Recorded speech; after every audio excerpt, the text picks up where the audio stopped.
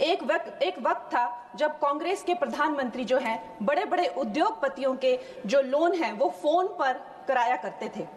और इस बात में कोई भी संशय नहीं है कि जैसे नेता होते हैं वैसी ही जनता होती है, जैसे राजा होते हैं वैसी ही प्रजा होती है। और इसका सबसे बड़ा प्रमाण महोदय जी हमें 2016 में मिला, जब आईबीसी पहली बार आया और हम सब ने देखा कि एनसीएलटी में जो 87% जो केसेस थे उनके जो सेटलमेंट वर्थ 13.9 लाख करोड़ के थे, आईबीसी आते ही वो सेटलमेंट बिना कोर्ट जाने से पहले ही प्री एडमिशन स्टेज पर ही वो सेटल हो गए। कहीं ना कहीं इसे आईबीसी का डर कह लीजिए या एक नेता की नीयत और नीति पे जनता का विश्वास कह लीजिए, चाहे कोई कितना भी, मैं कहती हूं अगर ये विलफुल डिफॉल्टर भी थे, लेकिन जब हम देखते हैं कि हमारे शीर्ष नेतृत्व जो है वो इतने कर्मठ है, कर्मयोगी है, तो एक विलफुल डिफॉल्टर भी देश के प्रति अपना कर्तव्य निभाना चाहता है। इसका प्रमाण हमने 2016 में देखा जब ये बिल आया था।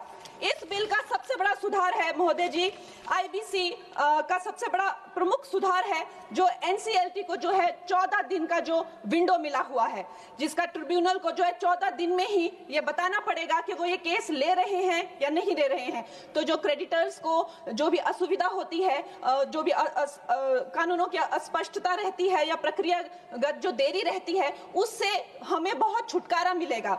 उसके बाद जो क्राउन डेट करके जो अंग्रेजों द्वारा चलाई गई ये जो कुनीति है, जिसके करके जो भारतीयों को लूटने का एक जो उनका जो काम था, कभी कांग्रेस ने नहीं सोचा कि हम भारतीयों को इससे मुक्ति दिलाएं। ये काम भी हमारे यशस्वी प्रधानमंत्री नरेंद्र मोदी जी ने किया कि जब भी कोई बैंक कहीं से रिकवरी करेगा तो वहां सरकार को अपनी टांग अड़ाने की जरूरत नहीं है। वो धन जो है लोगों के पास जाना चाहिए, गरीबों का पैसा जो है गरीबों के पास जाना चाहिए। और इसके लिए हम बहुत आभार व्यक्त करते हैं इस बिल की। और प्रधानमंत्री जी महोदय जी, बैंक जो है किसी भी अर्थव्यवस्था का जो है वो आधार होते हैं। बैंकों की इतनी खस्ता हालत की हुई थी, 5% से लेकर 20% उनका सिर्फ मात्र रिकवरी रेट था। और ऐसे यहाँ के वित्त मंत्री थे कांग्रेस के जो कहते थे कि ये अनपढ़ गवार लोगों का देश है, ये क्या डिजिटल पेमेंट्स करेंगे।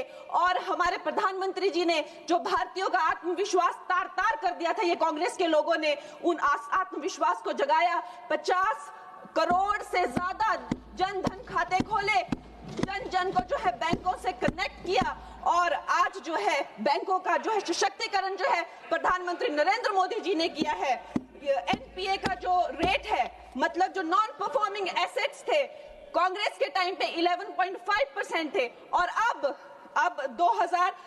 मार्च 2025 में वो घटकर 2.25% हो गए हैं। लेकिन राहुल जी क्या कहते हैं कि हमारी इकोनॉमी तो डूब रही है, कहीं कहीं जाके वो देश के बारे में इतना गंदा बोलते हैं। उनको एक ट्यूशन देनी चाहिए और उनको बताना चाहिए कि 3% जो है ग्लोबली एक्सेप्टेबल है, it is in a very good position. और उनको शर्म आनी चाहिए, हर जगह जाकर जो है भारत की इकोनॉमी के बारे में इतना गलत बोलते रहते हैं। उसके साथ ही ये इसका सबसे बड़ा सुधार जो है वो है क्रॉस बॉर्डर इंसॉल्वेंसी के, मतलब जो हमारे जितने क्रेडिटर्स हैं अब वो बाहर के देशों में जाकर भी जो है अपनी रिकवरी कर सकते हैं, बाहर के देशों के एसेट से भी अपनी रिकवरी कर सकते हैं, वहां भी डिफॉल्टर्स पे केसेस कर सकते हैं और भारत में अपना लूटा हुआ या खोया हुआ धन जो है वो भारत में वापस ला सकते हैं। महोदय जी, मैं अब अपनी सरकार को, प्रधानमंत्री जी को और वित्त मंत्री जी को धन्यवाद करती हूं। उनकी रिफॉर्म, परफॉर्म, ट्रांसफॉर्म का जो मूल मंत्र है इस बिल से वो धरातल पे आया है और ये भारत की आर्थिक शक्ति और पारदर्शी व्यवस्था का जो है जीता जागता प्रतीक है। मैं इन्हीं शब्दों के साथ में एक बार फिर माननीय प्रधानमंत्री जी और वित्त मंत्री जी को धन्यवाद देती हूं और पूर्ण रूप से इस विधेयक का जो है वो आभार और समर्थन करती हूँ।